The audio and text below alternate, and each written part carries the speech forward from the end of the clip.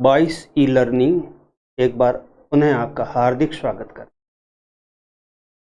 आज से हम ग्रामर के विभिन्न बिंदुओं पर चर्चा करेंगे और उसमें सबसे पहला जो बिंदु है हमारा सबसे मोस्ट इम्पोर्टेंट बिंदु है टेंस चार्ट। टेंस चार्ट को यदि हम ध्यान से सीख लेते हैं इसका मतलब हमने आधी ग्रामर क्लियर कर ली। तो इंग्लिश ग्रामर में टेंस चार्ट का बहुत महत्व है, टेंस सीखने का बहुत ज़्यादा महत्व है। यदि हम टेंस अच्छी तरह सीख जाते हैं तो हमारा एक बहुत अच्छा कॉन्फिडेंस बन जाता है और आगे की जो लर्निंग है वो बहुत ही सरल हो जाती है। इसलिए हम टेंस का कार्य आज से शुरू करते हैं। टेंस सीखने के मुख्यतः दो तरीके होते हैं। एक तरीका होता है उसमें हम अलग अलग टेंस सीखते हैं और बड़ा लेंदी तरीका होता है, उसमें कई सप्ताह कई महीने लग जाते हैं फिर भी हम टेंस को अच्छी तरह समझ नहीं पाते हैं। और दूसरा जो तरीका है वो है टेंस चार्ट का तरीका। यह तरीका बहुत ही सरल तरीका है, अति सुगम तरीका है। इस तरीके से आप बहुत जल्दी जो है वो टेंस चार्ट को समझ लेते हैं, सीख लेते हैं। तो हम आज जो है वो कंटिन्यूस टेंस का प्रयोग सीखेंगे। कंटिन्यूस टेंस के तीन भाग है, प्रेजेंट कंटिन्यूस, पास्ट कंटिन्यूस और फ्यूचर कंटिन्यूस। और इस टेंस चार्ट के अंदर हम 5 बिंदु सीखेंगे।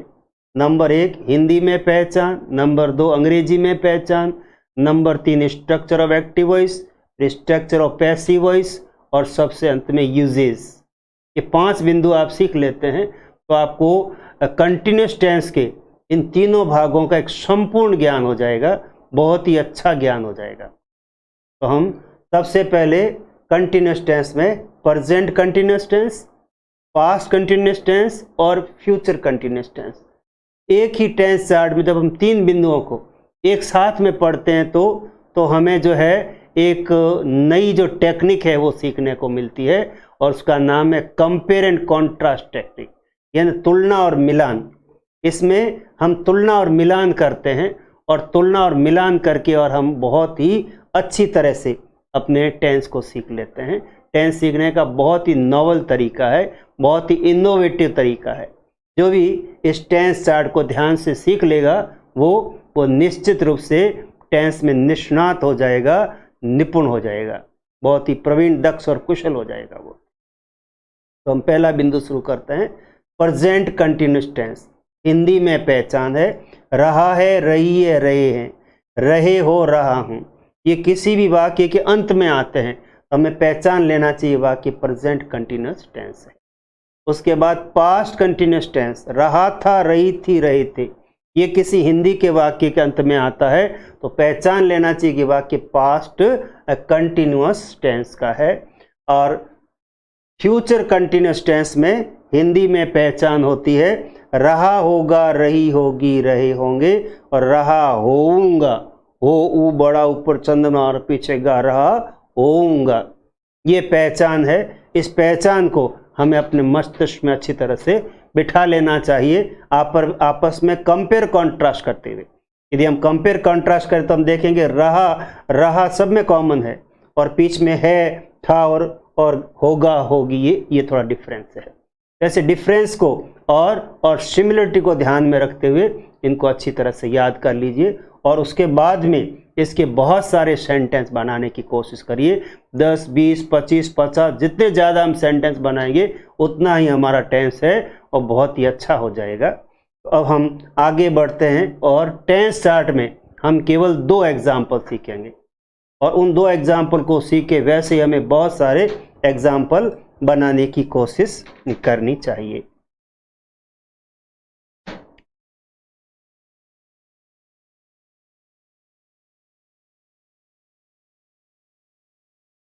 मैं अंग्रेजी सीख रहा हूँ और वह कपड़े धो रही है। अब इसके पीछे रहा हूँ है, इसके पीछे रही है। रहा हूँ, रही है, ये पहचान है। और मैं अंग्रेजी सीख रहा था और वह कपड़े धो रही थी, पीछे रहा था और रही थी, आते ही पहचान लीजिए वाक्य पास्ट कंटिन्यूस टेंस का है। मैं अंग्रेजी सीख रहा होऊंगा और वह कपड़े धो रही होगी। इसको सीख करके और इसके सारे और भी बहुत सारे वाक्य बनाने की कोशिश करिए कि वह खाना पका रही होगी, वह टीवी देख रही होगी, वह गृह कार्य कर रही होगी। एक पॉइंट को सीख के और उसके सारे सारे हमें बहुत सारे वाक्यों को सीखने की कोशिश करनी चाहिए। उसके बाद हमारा दूसरा जो पॉइंट है अंग्रेजी में पहचान। पहला पॉइंट था हमारा हिंदी में पहचान, अब है अंग्रेजी में पहचान। अंग्रेजी में आप कैसे इस टेंस को पहचानेंगे? अंग्रेजी में टेंस को पहचानने के लिए हमें दो बातें सीखनी पड़ती है, एक सहायक क्रिया हेल्पिंग वर्ब और दूसरी मुख्य क्रिया मेन वर्ब। पहले हम सहायक क्रियाएं ध्यान से सीखते हैं, उसके बाद मेन क्रियाएं सीखते हैं, मुख्य क्रिया सीखते हैं। अंग्रेजी में पहचान, अंग्रेजी में पहचान, अंग्रेजी में पहचान। सहायक क्रिया हेल्पिंग वर्ब, सहायक क्रिया हेल्पिंग वर्ब, सहायक क्रिया हेल्पिंग वर्ब। इस प्रेजेंट कंटिन्यूअस में तीन सहायक क्रिया है, is, are, am. Is, are, am. Is का प्रयोग होता है ही, सीट के साथ में। आर का प्रयोग होता है वी, यू, दे के साथ में। और एम, एम हमेशा आई के साथ आता है। जब भी आप टेंस चार्ट सीखते हैं, टेंस सीखते हैं, तरह तरह के वाक्य सीखते हैं, तो हमारे बेसिक जो है वो 7 सब्जेक्ट है वो हमें याद रखने चाहिए। और उनका क्रम इस तरह से है, I, we, you, they, he, she, it. इसमें आई के साथ एम का प्रयोग होगा और वी, यू, दे के साथ में आर का प्रयोग होगा और ही, शी, इट के साथ में इज का प्रयोग।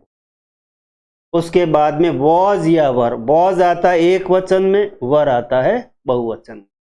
और यहाँ पे क्रिया है शैल be, will B. Shall be, will B. Shall B आता है आई और वी के साथ और विल बी आता है you, they, he, she, it. 7 subject है, बेसिक सब्जेक्ट है, उनको अच्छी तरह याद रखिए। आई और वी पहले दो आएंगे शैल बी के साथ और पीछे वाले जो बच जाते हैं you, we, they, he, she, it, ये सब आएंगे विल बी के साथ। इस तरह से ये हमारे सहायक क्रिया की पहचान हो गई है। अब हम आगे बढ़ते हैं नंबर 2, मुख्य क्रिया की पहचान। मुख्य क्रिया की क्या पहचान है? मुख्य क्रिया यानी मेन वर्ब। मुख्य क्रिया की पहचान यदि आप ध्यान से देखें तो तीनों में एक जैसी पहचान है। तीनों में एक जैसी पहचान है, first form plus ING, first form plus ING और फर्स्ट फॉर्म प्लस। भिन्नता कहाँ होती है? सहायक क्रियाओं में होती है। सहायक क्रिया प्रेजेंट में होती है इज, आर, एम, पास्ट में वॉज, वर और फ्यूचर में शैल बी, विल बी। अब थोड़ा सा ध्यान से देखेंगे, वो थोड़ा सा ध्यान से देखते ही एकदम से आपको याद हो जाएगा। ये चार्ट सिस्टम बहुत ही ईजी सिस्टम है, आपको बहुत ही सरलता से सारी बातें अच्छी तरह से समझ में आ जाएगी। इसके बाद हम आगे बढ़ते हैं और तीसरा पॉइंट सीखते हैं। तीसरा पॉइंट है structure of active voice. Structure of active voice और स्ट्रक्चर ऑफ एक्टिव वॉइस, हमें दो तरह के स्ट्रक्चर सीखने पड़ते हैं टेंस में, एक एक्टिव वॉइस और एक पैसिव वॉइस। एक्टिव वॉइस का स्ट्रक्चर क्या है वो सबसे पहले समझिए।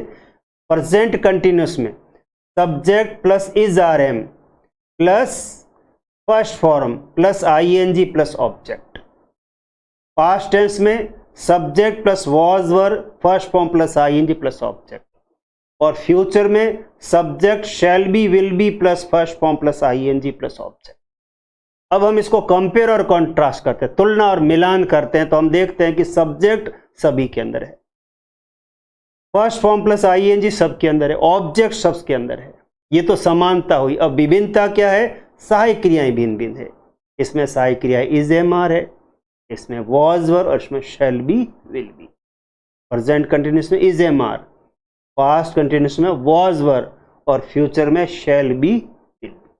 यानी सहायक क्रिया हम ध्यान से सीख लेते हैं तो बाकी वाला वाक्य करीब करीब एक जैसा ही रहता है। ऐसे कंपेयर और कॉन्ट्रास्ट करते हुए अच्छी तरह से अपने दिमाग के अंदर बिठाने की कोशिश करिए। अब हम ऊपर जो हमने सेंटेंस सीखे थे हिंदी में, अब उसकी इंग्लिश बनाना सीखते हैं। हिंदी में हमने सीखा था मैं अंग्रेजी सीख रहा हूं, तो इंग्लिश बनेगी आई एम लर्निंग इंग्लिश। और वह कपड़े धो रही है, she is washing the clothes. अब वह कपड़े वह कपड़े धो रही थी, सी वॉज वॉशिंग द क्लोथ। और मैं अंग्रेजी सीख रहा था, आई वॉज लर्निंग इंग्लिश। और मैं अंग्रेजी सीख रहा होऊंगा, आई शैल बी लर्निंग इंग्लिश। और वह कपड़े धो रही होगी, she will be washing the cloth. अब हम इन तीनों वाक्यों को कंपेयर और कॉन्ट्रास्ट करें तो आई लर्निंग और इंग्लिश, आई लर्निंग और इंग्लिश सब एक जैसा है। फर्क क्या है? केवल सहायक क्रियाओं में फर्क है। इसमें सहायक क्रिया है आई एम, इसके अंदर है आई वॉज, और इसके अंदर है I shall be. Shall be, was और एम, बस केवल सहायक क्रियाओं का फर्क है। सहायक क्रिया यदि हम ध्यान से समझ लेते हैं, दिमाग में बिठा लेते हैं तो ये टेंस का काम अति सरल हो जाता है, बहुत सरल हो जाता है। She is washing the clothes, और she was washing the cloth, और she will be washing the. उसके बाद नेक्स्ट अगला हम बिंदु लेते हैं, और वह structure of passive voice. Structure of passive voice और structure of passive voice. Structure of passive voice को सीखने की सुविधा के लिए हम इसमें जो पहला शब्द है उसको ऑब्जेक्ट कहेंगे, सीखने की सुविधा के लिए। बाकी पहला शब्द जो होता है वो हमेशा सब्जेक्ट कहलाता है, सब्जेक्ट कहलाता है। लेकिन हम यहाँ सीखने की दृष्टि से ऑब्जेक्ट लेंगे, यानी जब हम पैसिव वॉइस बनाते हैं तो ऑब्जेक्ट को सबसे पहले लिखना है।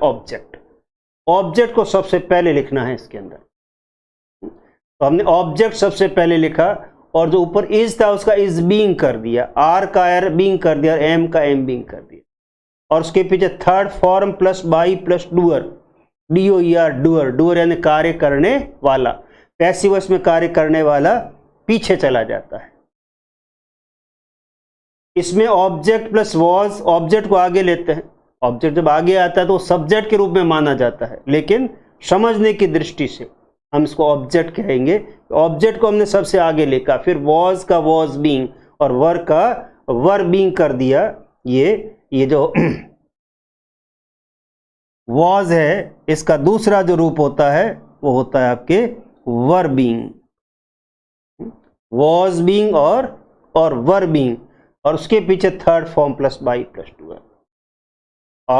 और यहाँ पे जो तीसरा है कौन सा? Future continuous. इसमें क्या होता है? इस टेंस में पैसिव वॉइस नहीं बनता है। क्यों नहीं बनता है? क्योंकि यहाँ पे बीइंग सहायक क्रिया यूज आ गई है। अब यहाँ हम सहायक क्रिया बनाएंगे तो शैल बी बीइंग और विल बी बीइंग बनेगा, तो ये बड़ा टंग टीजर है, यानी एक्सेप्टेबल नहीं है। इसलिए इस टेंस में पैसिव वॉइस नहीं बनाने की परंपरा चल रही है, और लंबे समय से चल रही है ये परंपरा। अब जो हम आगे बढ़ते हैं और आगे का पॉइंट सीखते हैं, और वो है कि हमारे पास पहले जो वाक्य था आई एम लर्निंग इंग्लिश, इसका पैसिव वॉइस बनाओ। आई एम लर्निंग इंग्लिश, तो इसमें हम क्या करेंगे? इंग्लिश को सबसे आगे लेके, और उसके बाद हेल्पिंग वर्ब आएगी इज बीइंग, और उसके पीछे थर्ड फॉर्म लर्न्ड, और उसके पीछे बाई मी। आई है वो पीछे जाके और मी में चेंज हो जाएगा। आई शुरू में था तो सब्जेक्ट था, और पीछे मी में चेंज हो गया तो इसका नाम चेंज हो जाएगा, और इसका नाम हो जाएगा डूअर। कई बुक्स में इसका नाम एजेंट भी मिलता है, और हम एजेंट शब्द का प्रयोग नहीं करेंगे क्योंकि कॉमर्शियल वर्ड है, हम इसका प्रयोग नहीं करेंगे। हम इसको कहेंगे बाई प्लस डूअर। आई आगे होगा तो पीछे जाके मी में चेंज हो जाएगा, बाई मी। अब इसकी हिंदी बनाना सीखते हैं। हमने शुरू में क्या सीखा था? हिंदी सीखी थी कि मैं अंग्रेजी सीख रहा हूँ, फिर उसकी इंग्लिश सीखी हमने, आई एम लर्निंग इंग्लिश। अब हम यहाँ इंग्लिश सीख लिया तो उसकी हिंदी बनाना सीखेंगे। इंग्लिश से हिंदी और हिंदी से इंग्लिश, ये टेंस चार्ट में हम बहुत बढ़िया ढंग से सीख सकते हैं। एक्टिव वॉइस से पैसिव और पैसिव से एक्टिव, ये भी हम बहुत अच्छी तरह सीख सकते हैं।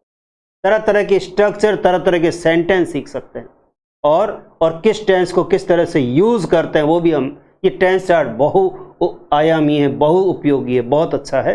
यदि आप इसको थोड़ा भी ध्यान से पढ़ेंगे, सीखेंगे, समझेंगे तो ये आपके लिए एक वरदान साबित होगा, और आपको इंग्लिश में निष्णात कर देगा, निपुण कर देगा, बहुत होशियार बना देगा।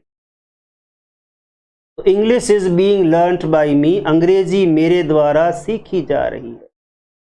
अब ऐसे एक वाक्य और अपने दिमाग से बनाओ कि क्रिकेट मेरे द्वारा खेली जा रही है, तो यहाँ आ जाएगा cricket is being played by me. थोड़ा सा हम ध्यान से सीखते हैं तो एकदम से हमारे दिमाग में बहुत अच्छी तरह से कार्य समझ में आ जाता है। English was being learned by me, अंग्रेजी मेरे द्वारा सीखी जा रही थी। अब इनको कंपेयर कंट्रास्ट करें तो आप देखेंगे यहाँ है और यहाँ थी का फर्क है, बाकी सेम टू सेम वाक्य है। और यहाँ पे इज और वॉज का फर्क है, बाकी सेम टू सेम वाक्य है। ऐसे कंपेयर और कंट्रास्ट करते हुए डिफरेंस क्या है, सिमिलरिटी क्या है, इसको यदि हम ध्यान से सीख लेते हैं तो ये टेंस का जो चार्ट है ये हमारे दिमाग में बहुत अच्छी तरह से बैठ जाएगा। अच्छी तरह नहीं, बहुत अच्छी तरह बैठ जाएगा। थोड़ा सा ध्यान लगाइए और दिमाग में कंपेयर और कंट्रास्ट करके और उनको सीखने की कोशिश करिए। इसके बाद नेक्स्ट है, दूसरा पॉइंट है कि हमारा एक्टिव वॉइस का वाक्य था she is washing the clothes. तो द क्लोथ्स को आगे ले लेते हैं, ऑब्जेक्ट को आगे ले लेते हैं और उसके पीछे आर बीइंग आएगा। क्यों? कपड़े बहुवचन है तो आर बीइंग आएगा और वॉश्ड बाई हर, और हिंदी हो जाएगी कपड़े उसके द्वारा धोए जा रहे हैं। कपड़े उसके द्वारा धोए जा रहे हैं। The clothes were being washed by her, कपड़े उसके द्वारा धोए जा रहे थे। कपड़े उसके द्वारा धोए जा रहे थे।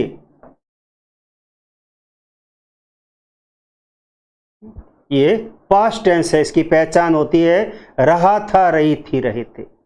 कपड़े उसके द्वारा धोए जा रहे हैं। अब हैं को अब ये थे में बदल देंगे तो ये पास्ट टेंस बन जाएगा, और है को है ही रखेंगे तो ये कंटिन्यूस का कंटिन्यूस ही रहेगा। इसलिए रहा है, रही है, रही, तो इसकी पहचान है रहा था, रही थी, रहे थे। तो the clothes were being washed by her, कपड़े उसके द्वारा धोए जा रहे थे। तो अब इन दोनों कंपेयर कॉन्ट्रास्ट करें तो यहाँ कितना फर्क है और थे, बाकी सेम सेंटेंस है, और यहाँ आर और वर, बाकी सेम सेंटेंस। ऐसे तुलना करते हुए हमारे पास दो सेंटेंस है, पहला अंग्रेजी सीखने का और दूसरा कपड़े धोने का, और यही दो सेंटेंस सभी टेंस चार्ट में चलेंगे। क्या है, एक ही वाक्य होने के कारण इसके अंदर कहाँ का विभिन्नता आएगी, कहाँ कहाँ पे विभिन्न तरह के रूप आएंगे, ये आपके बहुत ही अच्छी तरह से जो है वो समझ में आ जाए। इस प्रकार से जो है ये आपके एक्टिव से पैसिव कैसे बनाते हैं और पैसिव वॉइस बना के उसकी हिंदी कैसे बनाते हैं, ये आपको बहुत ही अच्छी तरह से जो समझ में आ जाएगा। आगे बढ़ते हैं और लास्ट पॉइंट सीखते हैं, पांचवा पॉइंट यूजेस। ये यूजेस पॉइंट बहुत ही जो है इंपॉर्टेंट पॉइंट है। जो भी हमने 1 से लगा के 4 में जो नियम सीखे उसका हम इसके अंदर यूज करना सीखेंगे, इसके अंदर हम उसका उपयोग करना सीखेंगे। इसका उपयोग कैसे करेंगे? यदि आपने 4 पॉइंट में टेंस तो, लेकिन उस टेंस का आपको यूज करना नहीं आता है, उस टेंस का आपको उपयोग करना नहीं आता है तो आप आगे नहीं बढ़ सकते हैं। परीक्षा में जो भी प्रश्न आते हैं वो करीब करीब इन यूजेस के आधार पे ही आते हैं, फिल इन द ब्लैंक्स के या टेंस पहचानने के जो भी वाक्य आते हैं, जो भी परीक्षा में जो प्रश्न आते हैं वो सारे यूजेस के आधार पे आते हैं। यदि हमने यूजेस को अच्छी तरह से नहीं सीखा तो हमें जो है वो टेंस के अंदर सफल होने में जो है वो कामयाबी नहीं मिलेगी। इसलिए जो है वो हमें यूजेस को बहुत अच्छी तरह से सीखना चाहिए, और यूजेस के अंदर जो डिफरेंट सिचुएशंस आती है उस सिचुएशन को और अच्छी तरह से अपने दिमाग में बिठाना चाहिए। तो देखिए पहली सिचुएशन क्या कहती है, प्रेजेंट के अंदर। प्रेजेंट में पहली सिचुएशन है कि जब कोई कार्य हमारी आंखों के आगे निरंतर हो रहा है या जिसके जारी रहने का आभास हो रहा है तो प्रेजेंट कंटिन्यूअस का प्रयोग करना चाहिए। कब करेंगे, कैसी सिचुएशन में करेंगे, उस सिचुएशन को दिमाग में बिठाइए। कोई भी कार्य हमारी आंखों के सामने चल रहा है, जैसे मेरे सामने विद्यार्थी बैठे हैं और विद्यार्थी बैठे लिख रहे हैं, विद्यार्थी लिख रहे हैं, ये काम मेरी आंखों के सामने हो रहा है, निरंतर हो रहा है। अध्यापक जी पढ़ा रहे हैं, ये काम निरंतर हमारी आंखों के सामने हो रहा है। अब इनकी जब इंग्लिश बनाएंगे तो प्रेजेंट कंटिन्यूअस ही बनेगी और कोई टेंस की इंग्लिश नहीं। उसी तरह से कुछ ऐसे वाक्य होते हैं जो कार्य निरंतर हो रहा है लेकिन हमारी आंखों के सामने नहीं हो रहा है, केवल उसका आभास हो रहा है। तो जब आभास हो रहा है तो भी हम जो है इसी टेंस का इसके अंदर प्रयोग करेंगे। जैसे एक वाक्य, हवा चल रही है। अब हवा चलते हुए हमें आंखों से नहीं दिखाई देगी लेकिन उसका आभास होगा। जब भी कोई पेड़ की पत्ती हिलेगी या कमरे में जो पर्दा लगा हुआ वो हिलेगा, तब हमें एक एहसास होगा, एक आभास होगा कि हाँ हवा चल रही है। दिखेगी नहीं हमें आंखों से। इसमें एक तो आंखों से दिखने का कार्य होता है लगातार, दूसरा कार्य लगातार हो लेकिन आंखों से नहीं दिख रहा है। जैसे हम आगे एक एग्जाम्पल सीखेंगे कि आजकल महंगाई बढ़ रही है। अब आजकल महंगाई बढ़ रही है तो हम बाजार में जाएंगे तो कहीं भी महंगाई बढ़ती हुई हमें दिखाई नहीं देगी। केवल आभास होगा कि कल हमने जो सब्जी खरीदी थी 10 रुपये, आज 20 रुपये हो गई है। 20 रुपये वाली सब्जी 40 रुपये हो गई है। 40 रुपये की वाली सब्जी 80 रुपये किलो हो गई तो हम आभास होगा कि हाँ महंगाई बढ़ रही है, लेकिन वो बढ़ती हुई चढ़ती हुई दिखाई हमें नहीं देगी, वो केवल आभास होता है। इसमें दो तरह की जो है वो सिचुएशन है। एक तो हम आंखों के सामने निरंतर काम हो रहा है, दूसरा काम तो हो रहा है लेकिन आंखों से दिखाई नहीं दे रहा है, केवल उसका आभास हो रहा है। ऐसे आभास होने वाले जो वाक्य है वो भी इसी टेंस में आते हैं। इसमें एक महत्वपूर्ण बात ये है कि काम कंटिन्यूटी में होना चाहिए, काम निरंतर जो है वो हमारे सामने होना चाहिए। अब हम यूजेज लेते हैं पास्ट का, कि जब दो कार्य भूतकाल में साथ साथ हो रहे थे तो दोनों के बीच में वाइल का प्रयोग करते हुए दोनों तरफ पास्ट कंटिन्यूस का प्रयोग करेंगे। बीच में आएगा वाइल, इधर भी पास्ट कंटिन्यूस आएगा और इधर भी पास्ट कंटिन्यूस आएगा। क्यों? क्योंकि भूतकाल में दोनों कार्य संग संग चल रहे थे, साथ साथ चल रहे थे। और इसमें जो भी काम है वो भविष्यत काल में होगा। जब कोई कार्य भविष्यत काल में निरंतर हो रहा होगा तो उस स्थिति में, in that situation, future continuous should be used, future continuous का प्रयोग करना चाहिए। तो इन तीनों में क्या बात है कि तो वर्तमान में हो रहा, ये भूतकाल में हो रहा था और ये भविष्यत काल में हो रहा होगा। आगे बढ़ते हैं। प्रेजेंट कंटिन्यूस टेंस का प्रयोग करना चाहिए। कब करना चाहिए? कि जब कोई कार्य हमारी आंखों के सामने निरंतर हो रहा है या जिसके होने का आभास हो रहा है तो उसमें प्रेजेंट कंटिन्यूस टेंस आएगा। और ये टेंस कब आएगा? जब दो कार्य भूतकाल में साथ साथ हो रहे हैं, संग संग हो रहे हैं, तो पास्ट कंटिन्यूस का प्रयोग करना चाहिए। और बीच के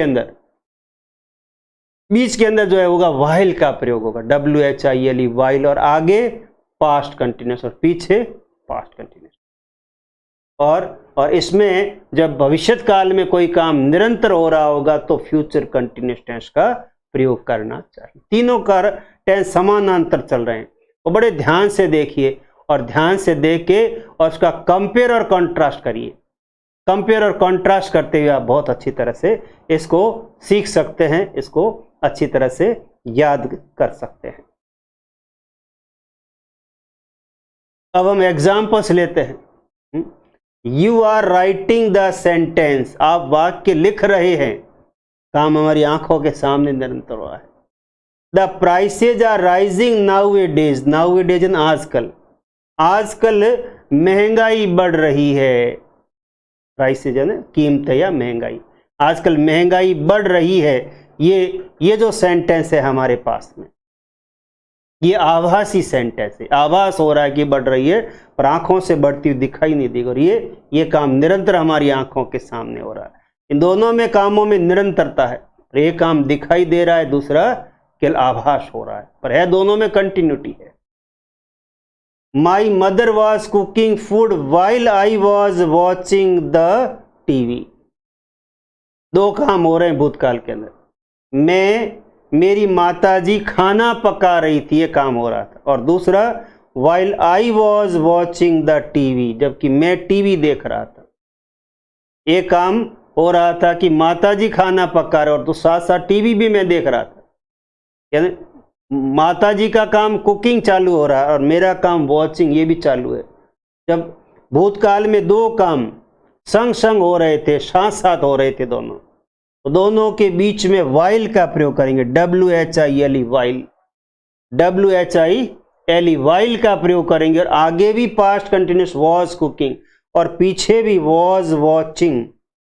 ये जो है एक बहुत ही महत्वपूर्ण जो एग्जाम्पल है और ये परीक्षा में जब आता है बीच में वाइल हो तो आगे या पीछे कहीं भी फिल इन द ब्लैंक्स है तो हमें पास्ट कंटिन्यूस टेंस का प्रयोग कर लेना चाहिए।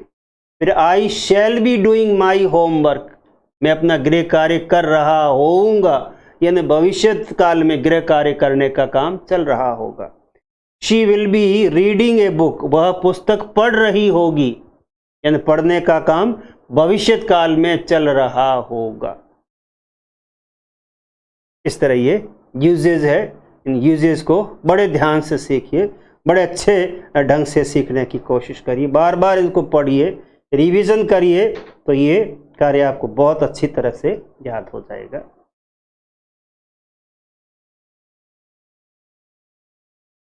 अगला दूसरा पॉइंट है इसमें कि इरादा इंटेंशन प्रकट करने के लिए निम्नलिखित स्ट्रक्चर के अनुसार प्रेजेंट कंटिन्यूस का प्रयोग करना चाहिए। अपने को इरादा बताना है कि हम क्या करने जा रहे हैं, हम कौन सा काम करने जा रहे हैं, ऐसा हमें इरादा बताना है, इंटेंशन बताना है। उसके लिए हमें प्रेजेंट कंटिन्यूस टेंस का प्रयोग करना चाहिए। उसके लिए स्ट्रक्चर क्या है वो भी आगे अपन सीखते हैं। और इसमें कि जब भूतकाल में कोई कार्य निरंतर चल रहा था कि अचानक कोई घटना घटित हो गई, तो ऐसा कार्य जो निरंतर हो रहा था उसमें तो पास्ट कंटिन्यूस आएगा, और जो घटना अचानक घटित हो गई उसके अंदर पास्ट इंडेफिनिट टेंस आएगा। जैसे एग्जाम्पल है कि हम टीवी देख रहे थे कि अचानक लाइट चली गई। हम टीवी देख रहे थे, उसकी इंग्लिश बनेगी पास्ट कंटिन्यूस, और अचानक लाइट चली गई उसमें आएगा पास्ट इंडेफिनिट टेंस। तो ये बड़ा महत्वपूर्ण जो है वो ये यूज है, नियम है, जो बहुत एग्जाम में पूछा जाता है। तो इसको बड़े ध्यान से 2-4 बार पढ़िए, अपने आप ही याद हो जाए। बड़ी सरल भाषा है। और इनके साथ साथ में आपको हर एक टेंस में एडवर्बियल सीखना पड़ेगा। एडवर्बियल क्रिया विशेषण शब्द होता है और ये विशेष शब्द होता है, और जब वो शब्द आता है तो वही टेंस का प्रयोग किया जाता है, दूसरा टेंस नहीं आता है। ये हर टेंस के अंदर आपको सीखना पड़ेगा। इस टेंस में आपने एक एडवर्बियल सीखा व्हाइल, और भी आगे चल के इसमें सीखेंगे, इसमें भी सीखेंगे। और पहले हम जो है कंटिन्यूस टेंस में, फ्यूचर कंटिन्यूस में सीख लेते हैं। एडवर्बियल्स के साथ फ्यूचर कंटिन्यूस टेंस का प्रयोग करना चाहिए। कौन से एडवर्बियल है अभी हम आगे इसको सीखते हैं।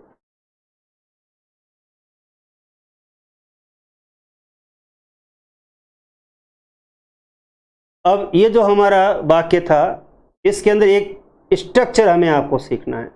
Subject plus is are am plus going plus to plus first form.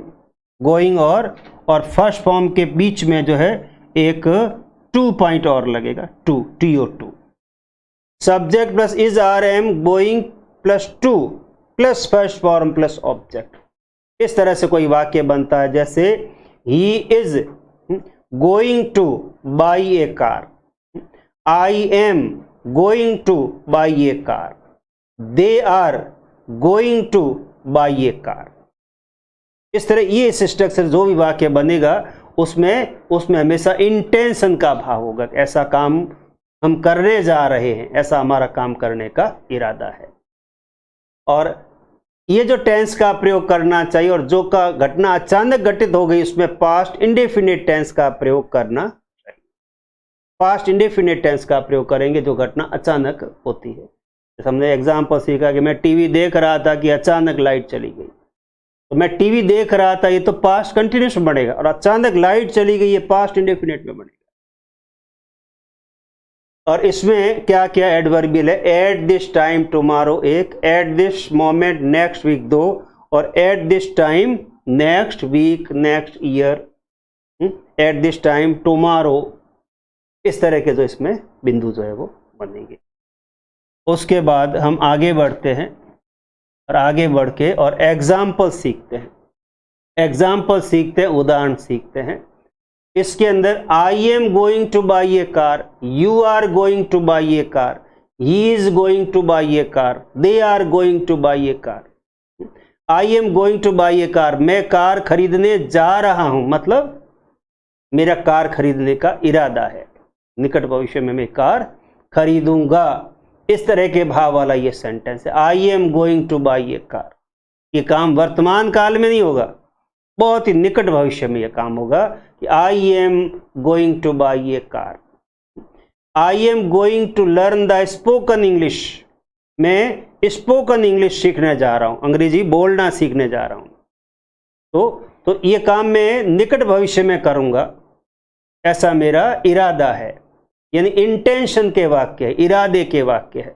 इन वाक्यों में क्या होता है, पहले कर्ता होता है I we you they he she it, उसके बाद में is am are was were सहायक, इज एम आर सहायक क्रिया होती है, उसके बाद गोइंग टू, ये फिक्स है, गोइंग टू जरूर आएगा, और गोइंग टू के बाद हमेशा फर्स्ट फॉर्म आएगी, फर्स्ट फॉर्म, और उसके पीछे जो भी ऑब्जेक्ट है वो आएगा। इस तरह से ये जो रचना होती है, इस रचना को हम कहते हैं कि ये जो रचना है, स्ट्रक्चर है, इस स्ट्रक्चर से इंटेंशन का बोध होता है, इरादा का बोध होता है। तो कभी भी हमें इरादा प्रकट करना हो तो प्रेजेंट कंटिन्यूअस टेंस में ये स्ट्रक्चर हमें काम में लेना चाहिए। We were playing the cricket match when it rained. जब हम क्रिकेट खेल रहे थे कि अचानक बारिश आ गई। We were watching the TV when the light went out. हम टीवी देख रहे थे कि लाइट चली गई, टीवी देख रहे थे, काम लगातार कर रहे थे, लाइट चली गई, अचानक काम हो गया। हम मैच खेल रहे थे, हम क्रिकेट मैच खेल रहे थे कि अचानक बारिश आ गई। अब ये बहुत ही महत्वपूर्ण जो है वो स्ट्रक्चर है, बहुत ही महत्वपूर्ण वाक्य, और एग्जाम में बहुत पूछा जाता है।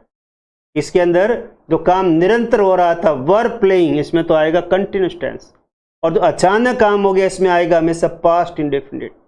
यानी पास्ट कंटिन्यूअस और पास्ट इंडेफिनिट का बहुत अच्छा कॉम्बिनेशन है, ये बहुत ही अच्छा जो है, दोनों को मेल दिखाने वाला, कॉम्बिनेशन दिखाने वाला बहुत ही अच्छा स्ट्रक्चर है। इसमें या तो पहली यहाँ पे खाली जगह होती है या दूसरी जगह, या दोनों खाली जगह हो सकती है। दोनों खाली जगह तो हमें देखना चाहिए काम निरंतर कहाँ हो रहा था, वहाँ आएगा पास्ट कंटिन्यूअस, और अचानक काम कहाँ हो गया, वहाँ आएगा पास्ट इंडेफिनिट। ये बहुत ही महत्वपूर्ण स्ट्रक्चर है और विभिन्न प्रतियोगी परीक्षाओं में बहुत पूछा जाता है।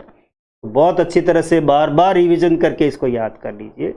और उसके बाद में तो eight this time next year, ये फ्रेजर जो है एडवर्बियल है हमारा। अब इसका एग्जाम्पल है कि we shall be studying in the college at this time next year. मान लो कोई विद्यार्थी अभी 12वीं कक्षा में पढ़ रहा है, वो बहुत निकट भविष्य में वो बोर्ड की परीक्षा पास कर लेगा, और जब अगले वर्ष जब ये समय आएगा तो वो कहेगा कि we shall be studying in the college at this time next year. इस समय हम अगले वर्ष कॉलेज में पढ़ रहे होंगे। We shall be studying in the college at this time next year. इस समय हम अगले वर्ष कॉलेज में पढ़ रहे होंगे। तो कॉलेज में पढ़ रहे होंगे, ये जो पीछे वाला टाइम है, at this time next year, ये एडवर्बियल है। ये एडवर्बियल पहचान वाला शब्द, इससे पता चलता है कि ये वाक्य जब हम फिल इन द ब्लैंक्स करेंगे, इस वाक्य में फ्यूचर कंटिन्यूअस ही आएगा, इसके अलावा कोई दूसरा टेंस नहीं आ सकता है। तो we shall be studying in the college at this time next year. At this time next year ये एडवर्बियल है, ये क्रिया विशेषण शब्द है, इसको अच्छी तरह से हमें याद रखना चाहिए। और ये एडवर्बियल जब आता है वाक्य के अंत में, या पहले भी आ सकता है वाक्य, खाली जगह में फ्यूचर कंटिन्यूअस टेंस ही आएगा, दूसरा कोई टेंस नहीं आएगा। और इसमें दो टेंस का कॉम्बिनेशन है, पास्ट कंटिन्यूअस और पास्ट इंडेफिनिट। काम लगातार चल रहा था तो आएगा पास्ट कंटिन्यूअस, और अचानक हो गया तो आएगा पास्ट इंडेफिनिट टेंस। और इसके अंदर जो है वो काम निरंतर चल रहा था, ऐसा भाव होता है। और दूसरा इसके अंदर जो स्ट्रक्चर है, सेकंड स्ट्रक्चर वो है कि कोई भी काम करने का हमारा इरादा है, हम ऐसा काम करने जा रहे हैं, मतलब ऐसा काम करने का हमारा इरादा है। ये बहुत ही महत्वपूर्ण यूजेज है टेंसेस के, बड़े ध्यान से पढ़िए, अच्छी तरह से पढ़िए। आप थोड़ा सा ध्यान से पढ़ेंगे तो ये टेंस चार्ट इतना इजी सिस्टम है कि आपको स्वतः ही याद हो जाएगा, अपने आप याद हो जाएगा, और जो भी आपकी प्रॉब्लम है वो भी स्वतः दूर हो जाएगी। इसको हम कहते हैं सेल्फ हेल्प मेथड। अपने आप सीख सकते हैं, किसी की सहायता लेने की आपको आवश्यकता नहीं पड़ेगी। बहुत अच्छा सिस्टम है ये। इस टेंस चार्ट को आप खुद सीखिए और दूसरों को भी सिखाइए। बहुत ही अच्छा सिस्टम है। आगे बढ़ते हैं। निम्नलिखित एडवर्बियल्स के साथ प्रेजेंट कंटिन्यूअस टेंस का प्रयोग करना चाहिए। इसमें हम प्रेजेंट कंटिन्यूअस के जो है वो एडवर्ब सीखेंगे, और निम्नलिखित एडवर्बियल्स के साथ पास्ट कंटिन्यूअस टेंस का प्रयोग करना चाहिए। इसमें हम पास्ट कंटिन्यूअस को सीखेंगे। कोई भी व्यक्ति इस समय क्या कर रहा होगा, इस अंदाज लगाने के लिए भी फ्यूचर कंटिन्यूअस टेंस का प्रयोग करना चाहिए। अब एडवर्बियल्स कौन से हैं वो सीखिए। इसके अंदर एडवर्बियल नाउ जो है वो एक अलग पॉइंट है, बीच में एक कॉमा है। नाउ, फिर है एट दिस टाइम, फिर eight this moment, at present और नाउ ए डेज। ये किसी भी वाक्य के आगे पीछे आ जाए तो उसमें प्रेजेंट कंटिन्यूअस का प्रयोग करना चाहिए। While, when, as, at this time, yesterday, ये किसी भी वाक्य में आते हैं। एट दिस टाइम, यस्टरडे थोड़ा लंबा जो है ये एडवर्बियल है। उसके बाद my father will be worshipping God eight this time, इस समय मेरे पिताजी भगवान की पूजा कर रहे होंगे। ऐसा एक अंदाज लगाने का ये वाक्य है। ऐसे इसको बार बार जो है आप देखिए, इसको रिवाइज करिए और you will learn the tense chart. We are learning the tense nowadays, तो नाउ ए डेज होने का यहाँ पे आर लर्निंग का प्रयोग हुआ है। As I was going to school I saw an accident, ये एज है, इस एज के कारण यहाँ पे पास्ट कंटिन्यूअस का प्रयोग, क्योंकि एज इसका एडवर्ब भी रही। और इसमें my friend will be watching the TV at this time, मेरे मित्र इस समय टीवी देख रहे होंगे, ऐसा मैंने एक अंदाज लगाया है। ये अंदाज लगाने के एजम्पशंस के वाक्य है। कोई कंप्लेंट करनी है या कोई ग्रीवेंस बतानी है के लिए ऑलवेज के साथ प्रेजेंट कंटिन्यूअस का प्रयोग करना चाहिए। हम आगे पढ़ेंगे कि जब ऑलवेज शब्द आता तो हमेशा उसमें प्रेजेंट इंडेफिनिट आता, लेकिन यदि कंप्लेंट है, ग्रीवेंस है, तो फिर उसमें इंडेफिनिट नहीं आएगा, फिर उसमें प्रेजेंट कंटिन्यूअस का प्रयोग करना चाहिए। जैसे ही इज ऑलवेज कंप्लेनिंग, वो हमेशा शिकायत करता रहता है। इसमें ऑलवेज है लेकिन फिर भी ऑलवेज के आगे इज आएगा और पीछे कंप्लेनिंग शब्द आएगा। It is use for something that happened before और आफ्टर स्पेसिफिक टाइम, कोई समय दिया है उससे थोड़ा आगे पीछे ये कार्य होता है। और आई एक्सपेक्ट, आई गेस आदि मेन क्लॉज के साथ फ्यूचर एक्टिविटी बताने के लिए इस टेंस का प्रयोग करना चाहिए, फ्यूचर कंटिन्यूअस का प्रयोग करना चाहिए। शी इज ऑलवेज ग्रम्बलिंग, वो हमेशा बड़बड़ाती रहती है। I was practising every day 3 times a day। It was 8 o'clock, एक समय बताया गया। I was writing a letter, और यहाँ I expect he will be coming the meeting. I guess you will be learning English. I guess या I expect, इसके साथ में आपको फ्यूचर कंटिन्यूअस का प्रयोग करना चाहिए। निम्नलिखित वर्ब्स ऑफ परसेप्शन के साथ प्रेजेंट कंटिन्यूअस का प्रयोग नहीं करना, जो इंद्रियों से दिखाई देती है। इंद्रियों से क्या क्या चीजें दिखाई देती है, जैसे एक शब्द है हियर, HEAR, हियर, हियर ये कानों से होता है, सी ये आंखों से होता है, स्मेल नाक से होता है, सब इंद्रियों से बनने वाली क्रियाएं। फील है, एपियर है, साउंड है, सीम है, हेट है, ये सारी जो क्रियाएं हैं ये कैसे होती है, ये हमारी इंद्रियों के अनुसार होती है। और जो क्रिया इंद्रियों के अनुसार होती है, लुक है, प्रीफर है, वांट है, विश है, नोट, इनके साथ में जो है वो कभी भी जो है वो प्रेजेंट कंटिन्यूअस टेंस का प्रयोग नहीं करना चाहिए। जैसे आई एम हियरिंग, यह वाक्य ग्रामर के अनुसार करेक्ट नहीं है। आई एम हियरिंग, मैं सुन रहा हूं, ऐसा वाक्य बनाना है तो आप नई क्रिया लीजिए और वो होगी आई एम लिसनिंग टू, वो वाक्य सही है। आई एम हियरिंग, ये हियर क्या है, ये इंद्रिय जनित क्रिया है, और इंद्रिय जनित क्रिया है, इंद्रियों से बनने वाली क्रिया है, तो इसके अंदर इसका प्रयोग हमें नहीं करना चाहिए। तो याद रखिए, उपयुक्त वर्ब किसी भी कंटिन्यूअस टेंस में प्रयुक्त नहीं करनी है। प्रेजेंट हो, पास्ट हो, फ्यूचर हो, कोई भी कंटिन्यूअस टेंस है तो उसमें ऊपर लिखी हुई जो है इंद्रिय जनित क्रिया है उनका प्रयोग हमें नहीं करना चाहिए। तो ये हमारे टेंस का काम है। इसको कंपेयर और कॉन्ट्रास्ट के मेथड से, तुलना और मिलान के मेथड से इसको अच्छी तरह से याद कर लीजिए, बार बार इसको पढ़िए। और बहुत ही सरल सिस्टम है, चार्ट सिस्टम है, सेल्फ हेल्प सिस्टम है। इससे आप बहुत ही जल्दी आप टेंस में निष्णात हो जाएंगे, निपुण हो जाएंगे, बहुत होशियार हो जाएंगे। Thank you. अगले टेंस चार्ट के साथ हम फिर आगे अगली कक्षा में मिलेंगे। Thank you.